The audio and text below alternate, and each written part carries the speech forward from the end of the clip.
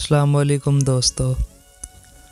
मेहरबान नियाजी वाइस 5547 इन्हें भाई ने कमेंट किए, वाह वाह शाकिर साहब कमाल। नियाजी साहब इस शाकिर साहब दे चंद डोड़े तारी नज़र।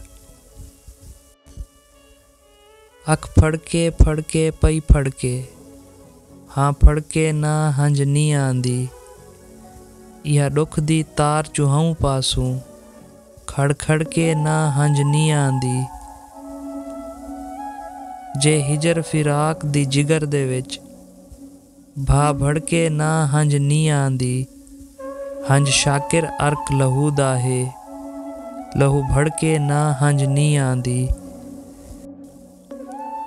तेरी हाँ भी मैं तेरी ना भी मैं, इकरार भी मैं इनकार भी मैं।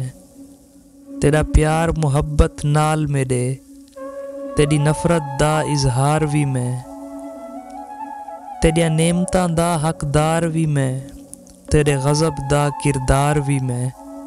हे शाकिर गाल अजीब जहीं, तेरा गैर भी मैं तेरा यार भी मैं।